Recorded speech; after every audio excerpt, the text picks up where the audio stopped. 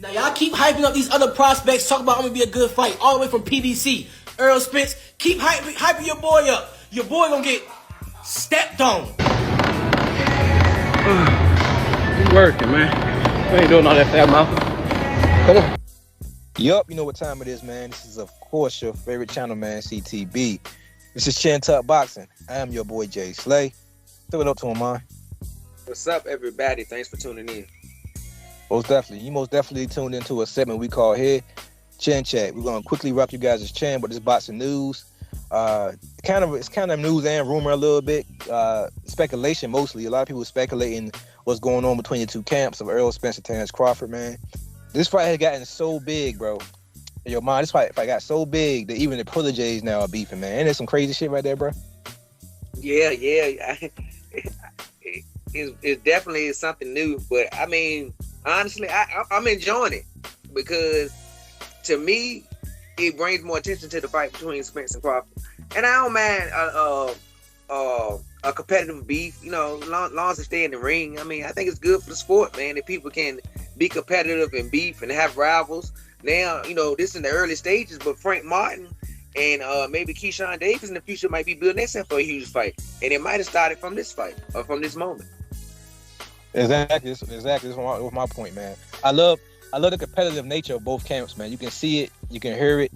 Anything that happens, anything that's been said between each camp, the other camp is going to take it personal. This is what it seemed like to me. No matter if they're talking about him or not, all Errol Spence did was pretty much do his job as a promoter. He pretty much shouted out his protege and Frank Martin and said, "Yo, Frank Martin's that dude."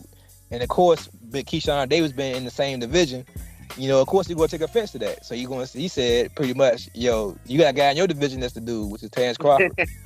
So to me, me speaking from a 757 representative myself, both of us are, you know, we big Keyshawn Davis fans. We know what he's doing. We know what the game plan is, and I big him up for it. Like, he pretty much attaching his name to the biggest fight in boxing, bro. That's a smart ass promotional move. I wouldn't be surprised if Terrence Crawford wasn't in his ear telling him to do so. Go ahead and attach your name to it, man. So you seen the thumbnail, you seen how I got the Big and Pop backdrop. Kind of pay homage, man, because that wound up being just between two rappers beefing. You know what I'm saying? The origin of that was two rappers beefing, and it wound up being a whole coast that wound up being against each other. Errol Spence and Terrence Crawford already got their fan bases beefing. You know what I'm saying? Now their proteges, like you said, possibly in the future have another fight themselves that could be a big fight also, come off the strength of this fight. You know what I'm saying? Let me know, man, what you think about it. What you think about the overall beef and the overall landscape of this fight so far? And you think it's getting too big? And you think what do you think about it, man? You think it's getting out of hand at this point? No, I don't think it's getting out of hand. I think it's like you said, it's just a strategized playing by, I think, Keyshawn Davis, and just smart, because in the sport of boxing, you got to be more than just great in the ring.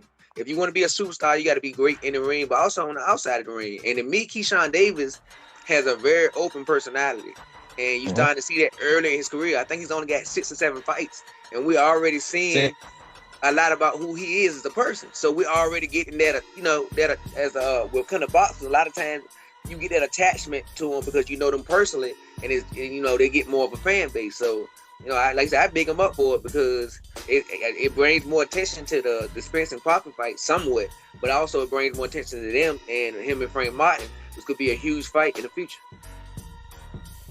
Speaking of the Terrence Crawford Errol Spence fight, I was confused by this, man. Maybe you can shine some light on it.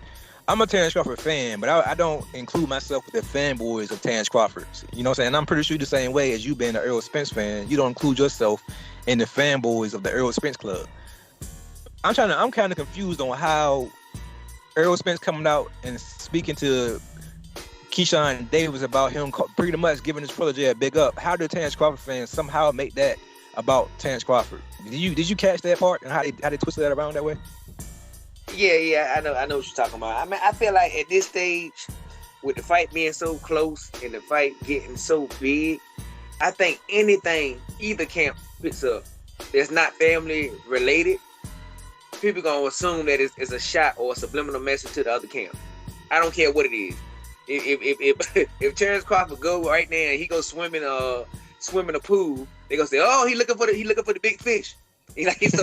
So I think no matter what side you on right now, from here until that fight is made, and until they get in the ring, everything they say there's nothing to do with their family. Unless it's a video of their family or kid, anything other than that, people gonna say is some kind of subliminal shot to the other camp. Yeah, they're trying to say these two guys haven't mentioned each other's name really in about a month now. I think, especially Earl. Earl's been really, really quiet about it. Terrence Crawford recently came out, I think it was last week or a couple weeks ago, where he was pretty much about to turn down the interview because the guy was asking him about, it was last week, the guy was about to ask him about the fight, and he was like, nah, I'm here to, he pretty much was there to represent his two proteges, and Keyshawn Davis and Shakur Stevenson. He got backlash from Earl fans for turning down the interview because he didn't want to talk about the fight no more. And now, you know what I'm saying, Crawford fans are pretty much saying, oh, look at Earl give Terrence Crawford praise, saying that, you know, he's this and he's that. You know what I'm saying? To me, when I ask you the question, do you think it's getting out of hand? To me, it is getting out of hand. In my opinion, it's not, but it has nothing to do with the fighters.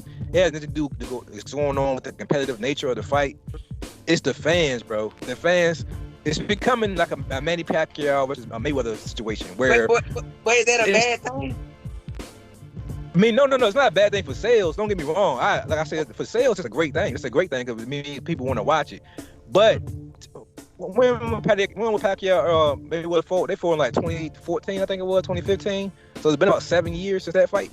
It's still pages now who's calling Mayweather a gay runner and Pacquiao won for real.